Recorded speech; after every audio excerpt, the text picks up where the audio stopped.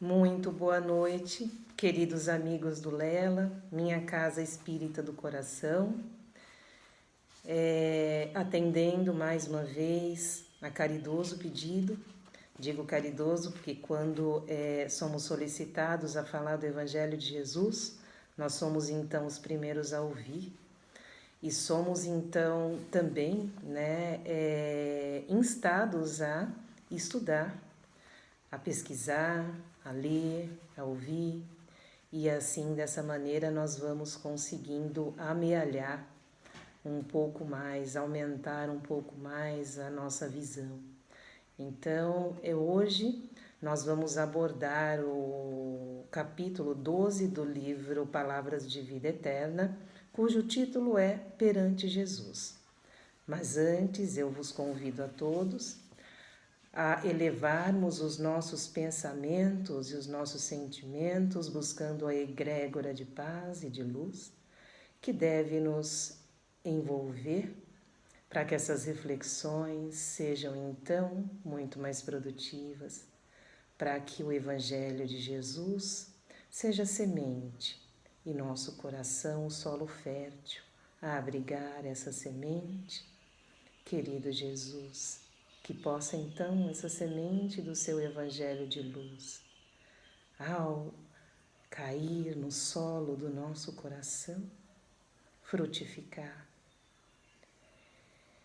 E de tal maneira que dê, que cresça e que se transforme numa árvore da qual busquemos a sua sombra nos dias mais difíceis e tormentosos de nossas vidas.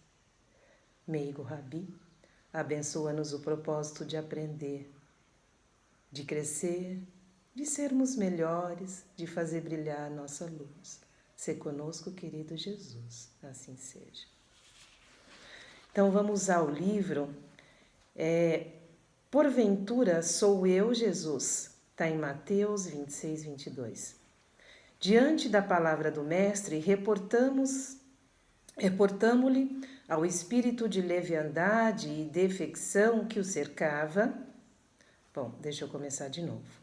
Diante da palavra do Mestre, reportando-se ao espírito de leviandade e defecção que o cercava, os discípulos perguntaram afoitos: Porventura sou eu, Senhor? E quase todos nós, analisando o gesto de Judas, indiscriminá-lo,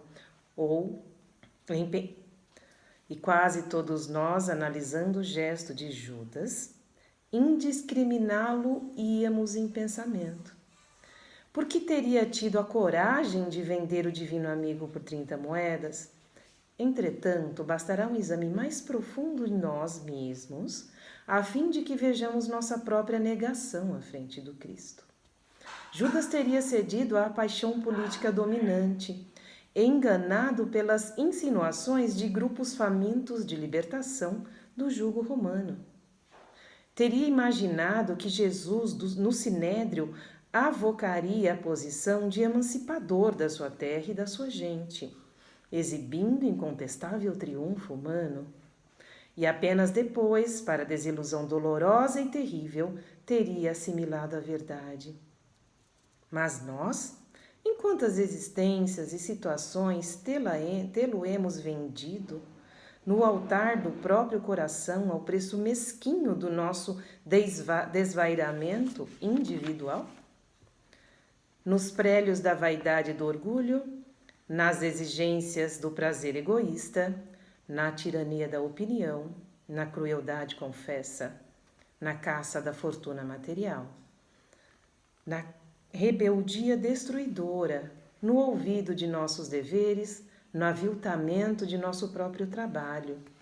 Na edificação íntima do reino de Deus, meditemos nossos erros conscientes ou não, definindo nossas responsabilidades e débitos para com a vida, para com a natureza e para com os semelhantes, e em todos os assuntos que se referiam à deserção perante Cristo, teremos bastante força para desculpar as faltas do próximo, perguntando com sinceridade no âmago do coração: porventura existirá alguém mais ingrato para contigo do que eu, Senhor?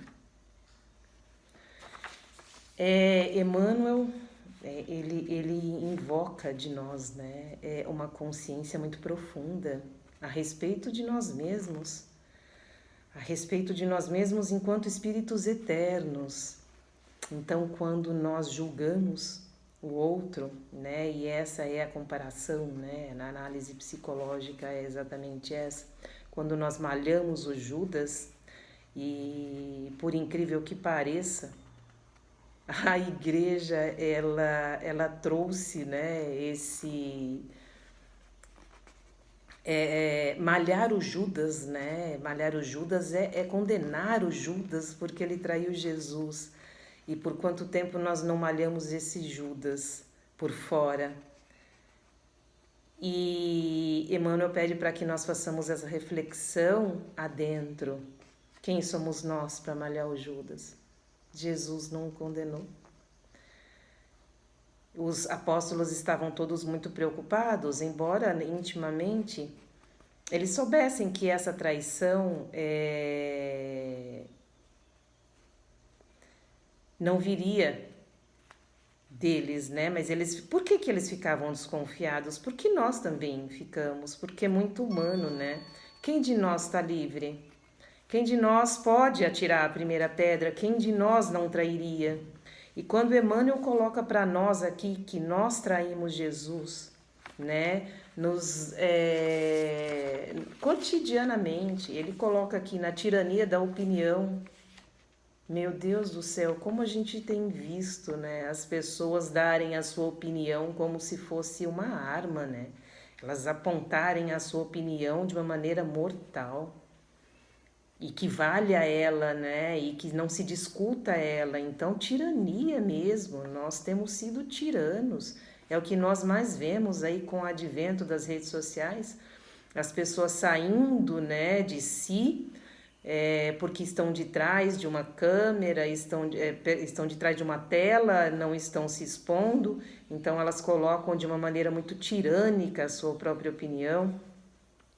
Na crueldade confessa, né, na caça da fortuna material, na rebeldia destruidora, quando nós não aceitamos a vida de maneira alguma, quando nós somos rebeldes com as questões que nos acontecem, né, e todas as dificuldades que nós temos, elas existem para que nós possamos crescer.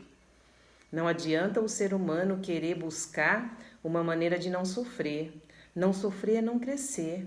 Nós precisamos estar expostos ao tédio, ao sofrimento, para que é só dessa maneira que o nosso espírito avança e alcança o patamar que há de ser alcançado, né? Para que nós possamos desenvolver virtudes, é necessário que nós sejamos provocados a esse desenvolvimento. Então, quem de nós está apto a malhar o Judas?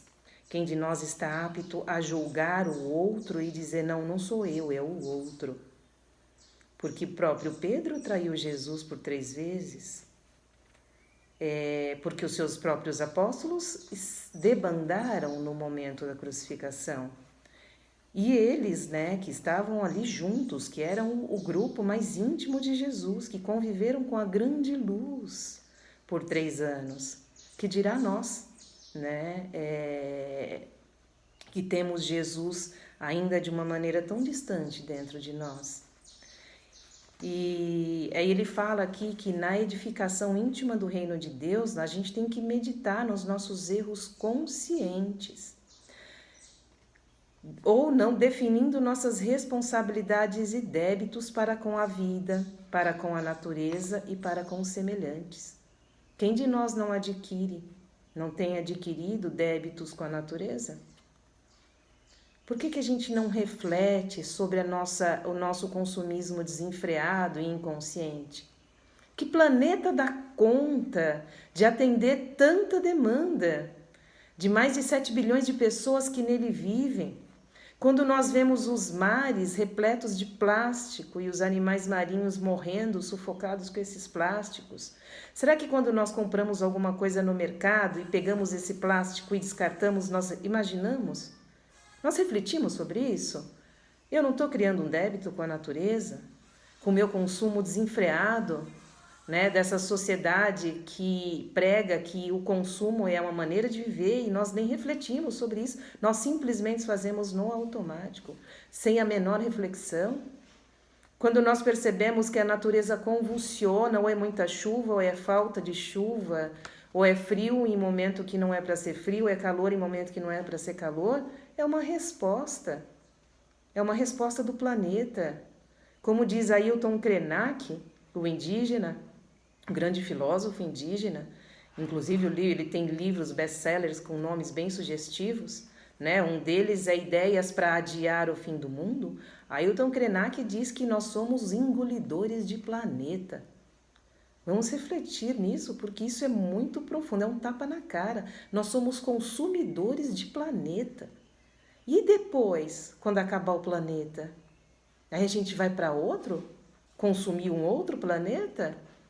É por isso que se procura vida em outro planeta, para quando nós já destruímos esse? Então, esses são questionamentos que nós temos que fazer para nós mesmos. Emmanuel traz aqui, quando nós desrespeitamos e criamos débitos com a natureza, com o próximo, em todos os assuntos que se refiram à deserção perante o Cristo, teremos bastante força para desculpar as faltas do próximo? E a de nós mesmos? A questão não é trazer para nós a culpa improdutiva, não, é a responsabilidade produtiva e consciente.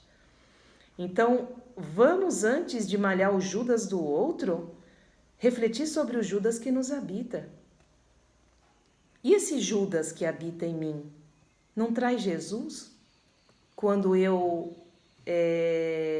dou a minha opinião como se fosse uma arma venenosa, um dardo venenoso, quando eu falo do outro, eu me junto com uma turminha para falar da vida daquele que não está presente, quando eu não aproveito o meu tempo de uma maneira útil, quando eu odeio, quando eu guardo mágoa, quando eu sou rebelde com a vida, quando eu não aceito a condição que eu tenho hoje, não consigo entender, então eu me rebelo. Vamos refletir sobre esse Judas que nos habita. E aí, quando Emmanuel ele termina assim: teremos bastante força para desculpar as faltas do próximo, perguntando com sinceridade no âmago do nosso coração: porventura existirá alguém mais ingrato para contigo do que eu, Senhor? Não mais a pergunta aqui do começo, que é a pergunta que os apóstolos fizeram: porventura sou eu, Senhor? Porventura sou eu, Senhor, que estou te traindo? Quem de nós está livre de não fazer essa pergunta? Porventura eu tenho sido ingrato contigo, Senhor? O que é que eu tenho feito por ti? Eu li uma historinha que eu achei muito legal no Natal, ela deve ter viralizado, não sei se vocês leram, é do quarto rei mago, né? Fora os 3 reis magos que visitaram Jesus, seguiram a estrela, né? A estrela guia, tinha um quarto. E aí esse quarto rei mago, ele se perdeu. Embora a estrela tivesse ali, ele tivesse seguindo, só que no meio do caminho ele começou a parar, ele teve muitos contratempos. E ele começou a encontrar pessoas que precisavam da sua ajuda. Ele era um rei, ele tinha muitos recursos. Então, no meio do caminho, para seguir aquela estrela até o menino Jesus, ele encontrou muitos percalços. Então, já que ele estava nesse caminho com muitos percalços, ele começou a ajudar todas as pessoas que ele encontrava pelo caminho. Ele começou a amparar as crianças desamparadas, a atender às suas necessidades. As comunidades que precisavam de educação, ele auxiliou com isso. E ele levou esse caminho fazendo caridade, atendendo a todas as solicitações e as necessidades desse caminho, por 30 anos.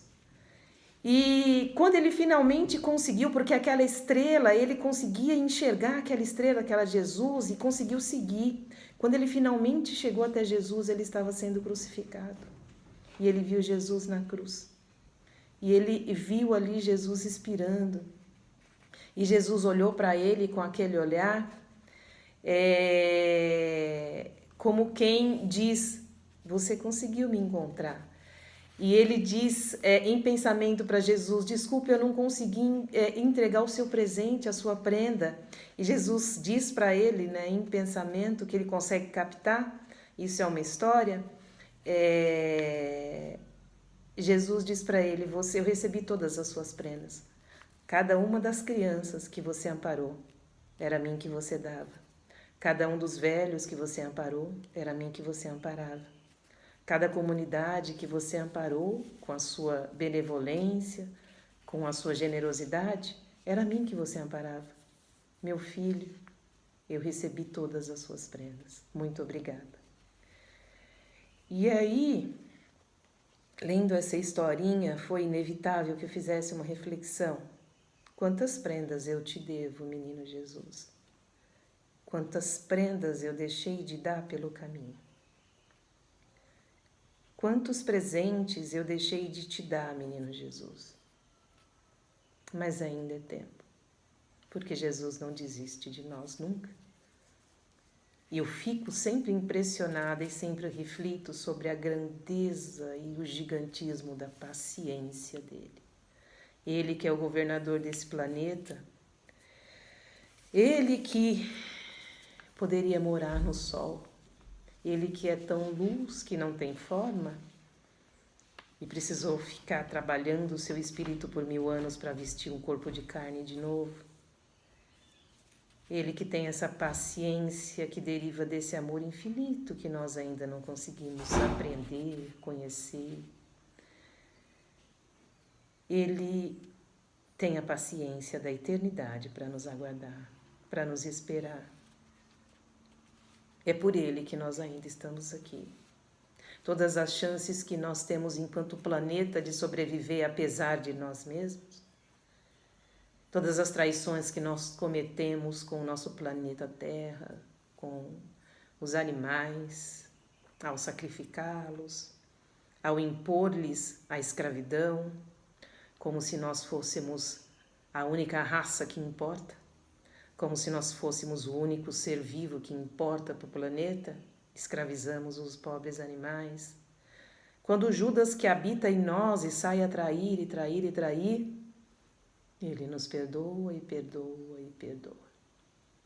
E aí isso me lembra, eu vou ler para vocês aqui, um poema para a gente finalizar, de Maria Dolores, uma poeta que eu amo muito, que é pela psicografia de Chico. Ela trouxe no seu livro Coração e Vida uma poesia, Amor e Perdão.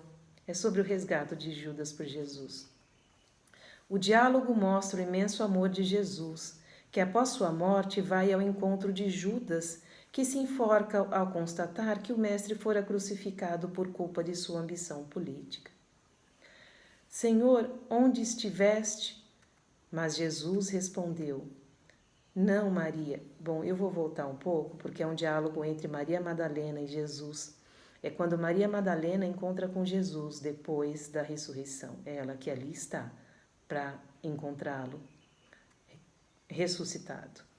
Então, Maria Madalena pergunta: Senhor, onde estivestes? Mas Jesus respondeu: não, Maria, eu não fui ainda ao alto, nem me elevei sequer um palmo à luz do firmamento. Quem ama não consegue achar o céu de um salto. Ao invés de subir aos altos esplendores, desci, mas desci muito aos reinos inferiores. Despertando do túmulo, escutei os gritos de aflição de alguém que muito amei e muito amo ainda. Embora visse além a luz sempre mais linda, sentia nesse alguém um amado companheiro, em crises de tristeza e de loucura. Fui à sombra abismal para a grande procura, e ao encontrá-lo amargurado e louco, a ponto de não mais me conhecer, demorei-me a afagá-lo e pouco a pouco consegui que ele enfim pudesse adormecer. Senhor, interrogou Madalena, quem é esse amigo que te fez descer antes de procurar a luz do Pai? Mas Jesus replicou em voz clara e serena: Maria, um amigo não esquece a dor do outro amigo que cai. Antes de me ater à celeste alegria, ao sol do mesmo amor, Adeus em que te levas, vali-me após a cruz, das grandes horas mudas e desci para as trevas, a fim de aliviar a imensa dor de Judas.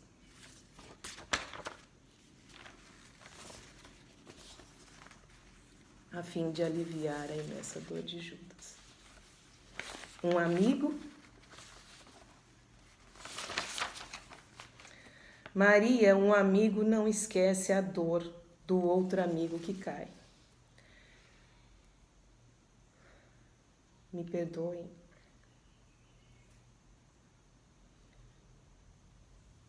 Porque é muito profundo isso. Um amigo não esquece a dor de um outro amigo que cai. Que Jesus Cristo, o grande amigo de uma amizade que nós ainda não conseguimos entender, de um amor que estamos longe de sentir ou de compreender, mas que nos envolve a todos os dias. Que esse grande amigo possa se compadecer do nosso espírito de julgamento, da nossa arrogância em julgar o outro, ou até mesmo de julgar a nós mesmos e não nos desculpar como fez Judas, que não conseguiu se desculpar e pelas portas do suicídio tentou arrancar sua dor. Mas ele tinha um amigo que levava a sério essa coisa de amizade e de amor. E antes de subir à luz que te pertencia, antes de subir ao Pai e aos sublimes, a sublime luz do céu, ele desceu às trevas e afagou o amigo, ainda que esse amigo nem o tivesse reconhecido, tamanha era a sua dor da culpa.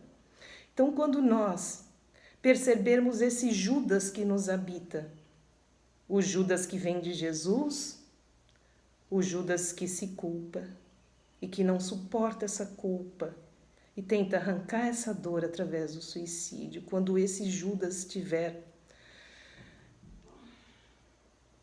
gritando dentro de nós, vamos nos lembrar então desse amigo que não esquece o amigo que cai.